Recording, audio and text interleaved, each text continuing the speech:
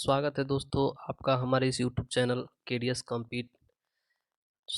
आज हम बात करेंगे एयरफोर्स इंग्लिश प्रैक्टिस सेट 2 की, क्योंकि पार्ट 1 हमने डाल रखा है पहले से ही। ये प्रैक्टिस सेट 2 होगा जो एक तरह से एयरफोर्स के लिए या और भी सारे एग्ज़ाम जो वनडे एग्ज़ाम होते हैं एसएससी लेवल के जिनमें इंग्लिश पूछी जाती है, हम उनके प्रैक्टिस सेट की बात करेंगे।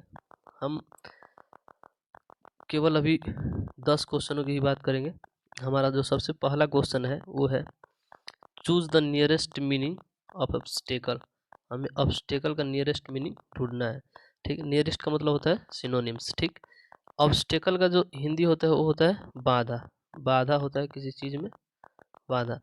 देखिए पहला जो ऑप्शन है सिंपल यानी साधारण, ये नहीं होगा। निम्बल, निम्बल मतलब फुर्तीला होता है, ये भी नहीं होगा। हिंड्रेंस जो दिया है, हिंड्रेंस मतलब होता है बाधा। ठीक, तो इसका जो सिनोनिम्स हो जाएगा वो हो जाएगा बाधा। रैपिड मतलब तो तेज होता है। ठीक, तो हमारे फर्स्ट क्वेश्चन का जो आंसर होगा वो होगा हिंड्रेंस। क्या होगा? हिंड्रेंस। ठीक, अब हम चलते हैं अपने नेक्स्ट क्वेश्चन की तरफ। अपोजिट मीनिंग ऑफ स्लगिश, यानी हमको अपन स्लगिश का अपोजिट मीनिंग देखना है। ठीक, अपोजिट का मतलब उल्टा। स्लगिश का हिंदी मतलब होता है आलसी। स्लगिश मतलब होता है आलसी। ठीक, तो देखिए अब जो पहला दिया है वो सिनोनिम्स दिया है इसका, लेकिन पूछा जा रहा है अपोजिट एंटोनिम्स पूछा जा रहा है। लेजी मतलब आलसी होता है। निम्बल का मतलब होता है फुर्तीला। निम्बल का मतलब होता है फुर्तीला। तो हमारा करेक्ट ऑप्शन हो जाएगा ऑप्शन नंबर 2। ह्यूज का मतलब बड़ा होता है। सुमित का मतलब होता है शिखर एक तरह से। ठीक, अब हम चलते हैं अपने नेक्स्ट क्वेश्चन की तरफ। हमारा नेक्स्ट क्वेश्चन है choose the suitable one word, यानी हमको उपयुक्त इसमें से जो वन वर्ड है वो देखना है। ठीक, हमारे पास यहाँ सेंटेंस जो दिया है वो दिया है one who it's too much, यानी वह आदमी जो बहुत ज़्यादा खाता हो। बहुत ज़्यादा खाता हो उसको एक शब्दों में हम क्या कहेंगे? देखिए पहला वर्ड है इकोनॉमिकल। इकोनॉमिकल का मतलब होता है कंजूस। इकोनॉमिकल का मतलब होता है कंजूस। ठीक, दूसरा हमारे पास वर्ड है रेटिसेंट। रेटिसेंट का मतलब होता है जो कम बोलता है, जो कम बोलता है। तो हमारा ये ऑप्शन भी गलत। ठीक, ग्लूटन, ग्लूटन का मतलब होता है पेटू, यानी ज़्यादा खाने वाला। तो हमारा सही ऑप्शन हो जाएगा ऑप्शन नंबर 3। ठीक, गैरुलस का मतलब होता है जो ज़्यादा बोलता है उसको हम गैरुलस कहते हैं। अब हम चलेंगे अपने नेक्स्ट क्वेश्चन की तरफ। Fill in the blanks with suitable preposition. ठीक, हमको सुटेबल प्रीपोजिशन लगाना है। ठीक, हमारा सेंटेंस जो दिया है वो दिया है he is senior to me. इसमें पहले से ही लग गया है प्रीपोजिशन, यानी आप जानते हैं हमारा ऑप्शन नंबर 2 सही होगा। सीनियर हमेशा अपने साथ टू लगता है, टू लेता है। ठीक, सीनियर हो गया या जूनियर हो गया, ये अपने साथ हमेशा टू लेता है। ठीक, अब हम चलते हैं अपने नेक्स्ट क्वेश्चन की तरफ। हमारा नेक्स्ट क्वेश्चन है find the miss spelled word, यानी हमको गलत शब्द ढूंढना है। Find the miss spelled word. ठीक, देखिए COMMIT कमिटी। कमिटी का मतलब होता है समिति, बिल्कुल सही है क्योंकि डबल एम आता है, आई आता है, डबल टी और डबल ई। हमारा नेक्स्ट क्वेश्चन, हमारा नेक्स्ट जो ऑप्शन है वो है सैटेलाइट। सैटेलाइट का भी स्पेलिंग सही है। ठीक, हमारा जो मीनिंग गलती है वो है एकोमोडेट का। एकोमोडेट का मतलब होता है समायोजित करना किसी चीज़ को। तो ये हो जाएगा ACCOMMODATE,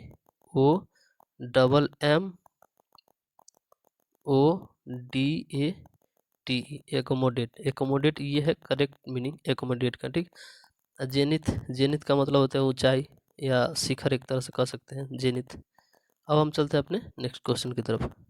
हमारा नेक्स्ट क्वेश्चन है change into indirect speech, direct speech. ठीक, नरेशन से क्वेश्चन पूछा गया, हमको इसको डायरेक्ट स्पीच में बदलना है। ठीक, देखिए जो हमारा स्टेटमेंट दिया है वो दिया है they said to me the sun rises in the east. ठीक, वे उन लोगों ने मुझसे कहा कि सूरज पूरब में उगता है। तो देखिए जब भी जो हमारा बाद वाला सेंटेंस है अगर ये यूनिवर्सल ट्रूथ हो, यूनिवर्सल यूनिवर्सल अगर ट्रूथ है यानी शाश्वत सत्य है, एक तरह से कह सकते हैं कि सूरज तो पूरब में ही उगता है, तो इन सेंटेंसों के लिए हम टेंस जो है नहीं चेंज करते हैं। हालांकि बाकी सारे सेंटेंस के लिए हम ये जो रिपोर्टिंग वर्ब दिया है पहला वाला सेंटेंस, इसके हिसाब से हम यहाँ पे चेंज करते हैं, अगर पास्ट में है तो पास्ट में करते हैं, लेकिन इसमें यूनिवर्सल ट्रूथ की बात की जा रही है, इसलिए हम इसका टेंस चेंज नहीं करेंगे, केवल दैट से जोड़ देंगे। तो they told me that the sun, अब डिड है तो डिड नहीं होगा क्योंकि हमको टेंस चेंज ही नहीं करना है। They told me that the sun rises in the east, यानी हमारा ऑप्शन नंबर दूसरा सही है। ठीक, अब हम चलते हैं अपने नेक्स्ट क्वेश्चन की तरफ। हमारा जो नेक्स्ट क्वेश्चन है वो है I am waiting for you. इसका वॉइस चेंज करना है, ये एक्टिव में दिया, इसका पैसिव में हमको करना है चेंज द वॉइस। देखिए, अब चूंकि आई एम वेटिंग एक कंटिन्यूअस टेंस है, प्रेजेंट कंटिन्यूअस टेंस है, एक तरह से प्रेजेंट कंटिन्यूअस टेंस है, तो जाहिर सी बात है जब हम इसको पैसिव में बदलते हैं तो हम बीइंग वर्ब का यूज करते हैं, बीइंग वर्ब का यूज करते हैं।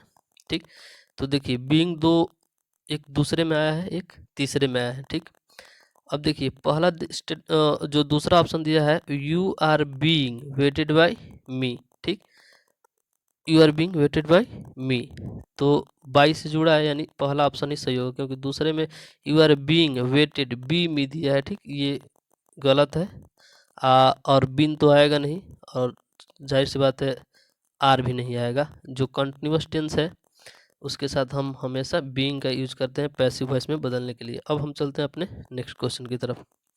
हमारा जो नेक्स्ट क्वेश्चन है वो दिया है choose the suitable idioms and phrase, यानी इसमें से जो इडियम्स फ्रेज होगा इस सेंटेंस का, अ 9 डेज वंडर, इसका हिंदी मीनिंग बोले तो इसका मतलब कि 9 दिनों की खुशी होता है। एक तरह से कह सकते हैं कि बहुत छोटे समय के लिए खुशी, छोटे समय के लिए खुशी कह सकते हैं हम एक तरह से।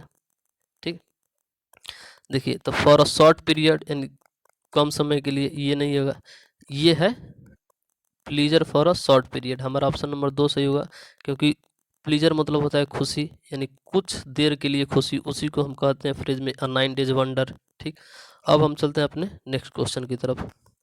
हमारा नेक्स्ट क्वेश्चन है find the error in following sentence, यानी हमको एरर ढूंढना है। ये है हमारा ऑप्शन, ये है पहला ए, और ये है बी, और ये है सी। ठीक, ये ए ऑप्शन है, ठीक, ये बी है और ये सी है।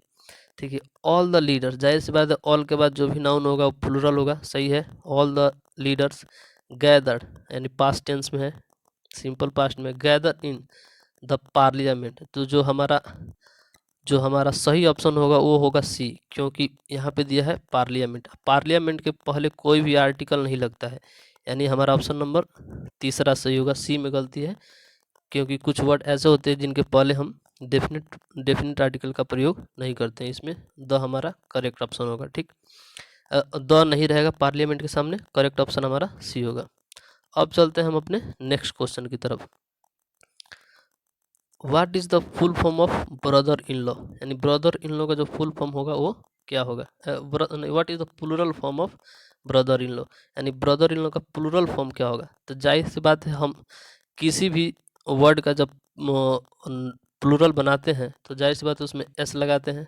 जैसे मान लीजिए टेबल है, तो टेबल में हम एस लगा के बनाते हैं प्लूरल, या ई एस लगा के बनाते हैं। ठीक, लेकिन ये जो कंपाउंड नाउन जो है, यानी जिसमें ऐसे नाउन जिसमें 2 से अधिक वर्ड आते हैं, उनमें क्या करते हैं, तो इन जो कंपाउंड नाउन है इसका प्लूरल बनाने के लिए हम जो हमारे पास मेन वर्ड होता है उसमें एस लगाते हैं, जो हमारे पास मेन वर्ड होता है उसमें। तो मेन वर्ड हमारे पास ब्रदर है, क्योंकि इन लो तो सब में आता है, मेन वर्ड जो होगा हमारा ब्रदर, तो हम ब्रदर में केवल एस लगाएंगे, तो हमारा ऑप्शन नंबर 2 सही है। ठीक, देखिए तीसरे ऑप्शन दोनों में एस लगा है, गलत है। पहला ऑप्शन लॉज में एस लगा है, ये भी गलत है, यानी हमारा ऑप्शन नंबर केवल 2 सही है। अब हम चलते हैं अपने नेक्स्ट क्वेश्चन की तरफ। हमारा नेक्स्ट क्वेश्चन है कि फिल इन द ब्लैंक्स, हमको खाली स्थान भरना है। One of my best friends, देखिए वन ऑफ है, वन ऑफ के बाद नाउन प्लूरल आता है, लेकिन वर्ब यहाँ पे सिंगुलर आएगा, तो जाहिर सी बात है यहाँ पे वर्ब 3 यूज हुआ है। ठीक, तो वर्ब 3 के लिए हैव होगा या हैज होगा, तो हमको ये भी देखना है वन ऑफ के बाद नाउन तो प्लूरल आता है, लेकिन यहाँ पे जो वर्ब आएगा वो सिंगुलर होगा, यानी हमारे पास ऑप्शन नंबर 2 सही है। ऑप्शन नंबर 2 यानी हैज लेगा, क्योंकि हैज ही तो सिंगुलर है यहाँ पे। ठीक, अब हम चलते हैं अपने नेक्स्ट क्वेश्चन की तरफ। सो इतना ही आज के लिए, नेक्स्ट क्वेश्चन नहीं है। आज के लिए इतना ही, अब हम मिलते हैं अपने नेक्स्ट वीडियो में।